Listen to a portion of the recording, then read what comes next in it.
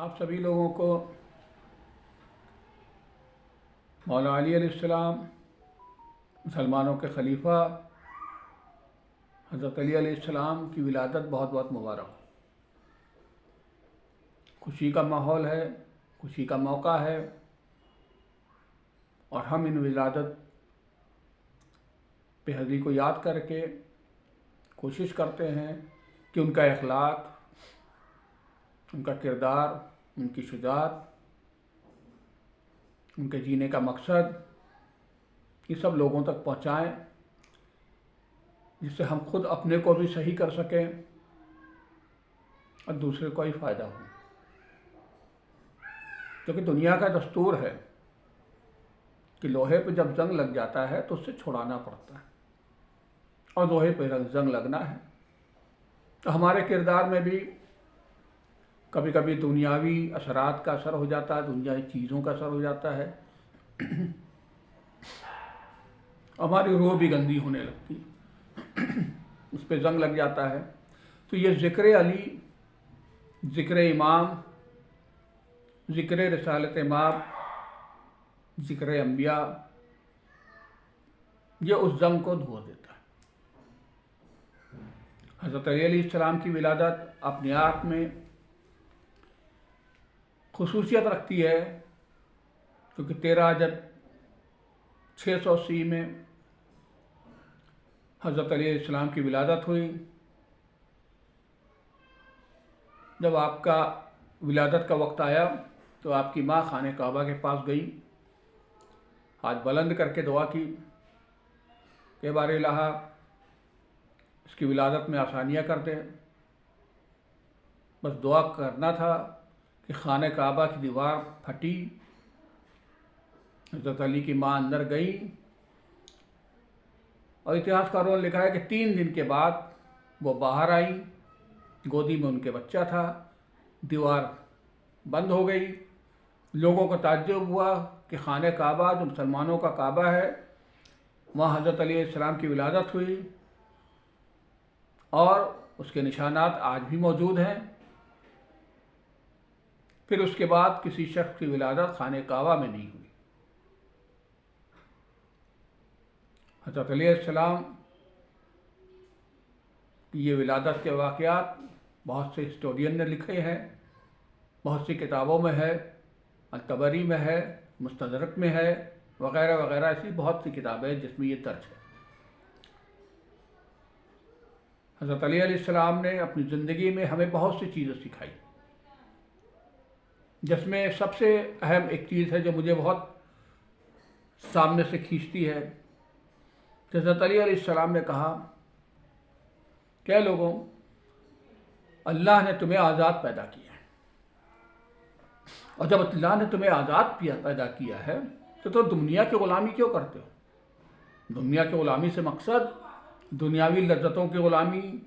हम नशा करने लगे, ग़ुलाम हो गए, गुस्सा करने लगे, ग़ुलाम हो गए, अपने नफ्स पे काबू नहीं रहा। मौला अली ने कहा कि राह खुदा में काम करो, अल्लाह की खुशनुदी के लिए काम करो, दुनिया की खुशी के लिए नहीं। और यकीनन जब अल्लाह की खुशी के लिए काम करोगे तो दुनिया खुद ब खुद खुश हो जाएगी। और हम अक्सर ये गलती करते हैं। दूसरे इनके ज़िंदगी को जब देखा तो जंग खंदक याद आई। अब एक बड़े बहादुर अम्र से उनका वास्ता हुआ, सामना हुआ, जंग हुई। लड़ते हुए हज़रत अली ने उसको पटक दिया, सीने पे सवार हो गए। गौर से सुनिएगा क्या पैगाम दिया अली ने। कुर्बान जाओ मौला अली के, कि जैसे ही वो पटक के हज़रत अली उसे मारना चाहते थे कि उस शख्स ने थूक दिया, माज़अल्लाह हज़रत अली के ऊपर थूक दिया। हज़रत अली 1 सेकंड सोचा और सीने से उतर गए। लोगों में शोर मचा, अली ये क्या किया, इतनी मुश्किल से तो पटका था, सीने से उतर गए। हज़रत अली थोड़ी देर रुके रहे, अपने गुस्से को काबू किया और काबू करने के बाद फिर से उसके साथ जंग की और दोबारा उसको पटक के शहीद किया। लोगों ने पूछा कि अली पहली बार क्यों उतर गए थे?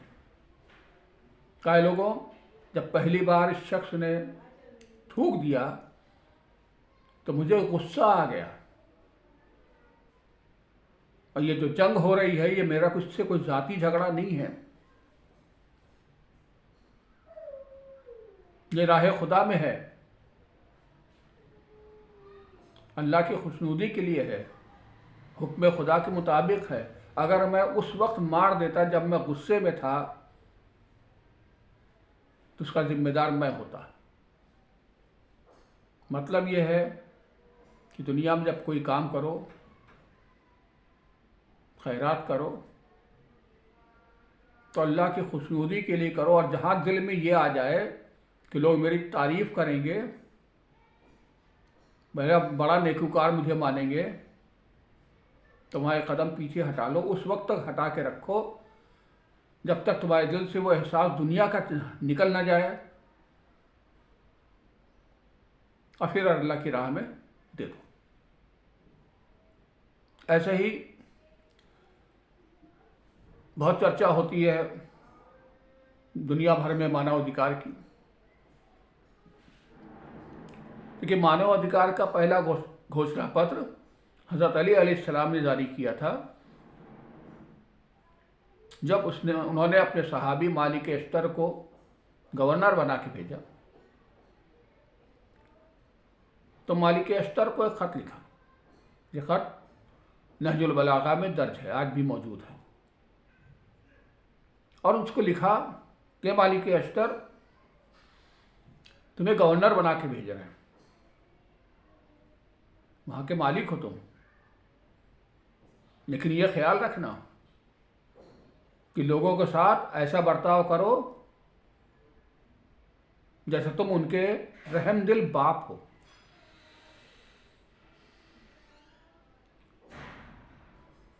ऐ मालिक अस्तर, इंसाफ से काम लेना, जुल्म से बचना। ऐ मालिक अस्तर, तुम्हारे मातहत रहने वाले दो लोग होंगे, या कह लिए तुम्हारी जनता, तुम्हारे प्रजा में दो किस्म के लोग होंगे। एक वो होंगे जो तुम्हारे मज़हब के होंगे, ये तुम्हारे भाई होंगे। एक वो होंगे जो तुम्हारे मज़हब के नहीं होंगे,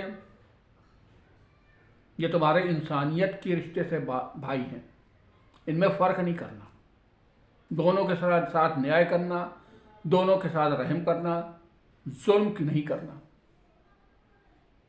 काये मालिक अस्तर, कमज़ोरों का ध्यान रखना, उनकी ज़रूरतों को सबसे पहले पूरा करना, गरीब, अनाथ और बेवाओं की मदद करना, जिससे समाज में शांति बनी रहे।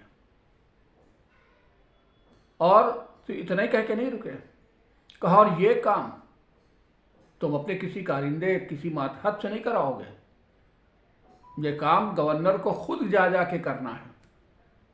मतलब गवर्नर खुद जाके बेवाओं की, मिस्कीनों की, गरीबों की मदद करे। ऐ मालिक अस्तर, तुम्हारे पास शाही ख़जाना होगा, उस दौलत को इस तरह खर्च करना कि समाज में सबको उसका फ़ायदा पहुँचे। कभी उसका गलत इस्तेमाल नहीं करना, क्योंकि ये तुम्हारी दौलत नहीं है, लोगों की संपत्ति है। ऐ मालिक अस्तर, जो तुम्हारे सैनिक है, उनका मनोबल ऊंचा रखना, उनके साथ इंसाफ करना, ये ख्याल रखना कि ये वो लोग हैं जो तुम्हारे इस मुल्क की हिफाजत के लिए अपनी जान की बाजी खेलने से गुरेज नहीं करेंगे। इसलिए इनका ख्याल रखना, इनको इंसाफ देना। ऐ मालिक अस्तर, अपनी ताकत, अपने ओहदे को कभी भी घमंड और अहंकार की वजह नहीं बनने देना। ये मत भूलना कि खुदा तुमको हर वक्त देख रहा है। ऐ मालिक अस्तर, लोगों की गलतियों को माफ़ कर देना, उन्हें सुधरने का मौका देना, और अगर कोई गलती कर देता है तो सज़ा देने से पहले उसकी मंशा, उसके हालात को ज़रूर समझना। मिसाल के तौर पे एक वो है जो चोरी करते हैं, आदत है, और एक वो रोटी चुरा लेता है जो भूखा है। दोनों की सज़ा में फ़र्क है। ए मालिक अश्तर, तुम्हारे मातहत जो भी अधिकारी हैं उनकी देखभाल करना, उनके मनोबल को बढ़ाना, अच्छे काम करने पर उन्हें पुरस्कृत करना, और अगर उनमें से कोई जुल्म करे तो उसे सख्त सज़ा देना। ये कुछ अंश मैंने दिए हैं, काफ़ी बड़ा लेटर है। ये यकीनन हर दौर के बादशाहों के लिए एक मिसाल है। अगर इसको ख्याल में रखते हुए कोई भी बादशाह ज़िंदगी में चलने की कोशिश करेगा तो वो एक ऐसा देश बनाएगा जहाँ तरक्की होगी, सुकून होगा, जनता खुश होगी और खुदा भी खुश होगा। उम्मीद है कि इन वाक़यात से कुछ हम भी सीखेंगे, आप भी सीखेंगे, क्योंकि आखिर हम मौला अली इस्लाम के फॉलोअर कहे जाते हैं। फॉलोअर का मतलब होता है जो उनके नक्शे कदम पे चले। सिर्फ तारीफ़ें कर लेने से मौला अली के काम नहीं चलेगा। सच्चे फॉलोअर हम नहीं कहलाएंगे। तारीफ़ें करो, खूब करो, खुश हो, जश्न मनाओ, लेकिन कोशिश करो कि हम भी मौला अली के नक्शे कदम पे चलें और दूसरों तक भी पैगाम पहुँचाओ कि वो भी मौला अली अस्सलाम के नक्शे कदम पे चल के ज़िंदगी गुजारें, दुनिया में भी कामयाब रहें, आखिरत में भी कामयाब रहें। तो दुआ कीजिएगा। अल्लाह हाफ़िज़। खुदा हाफ़िज़।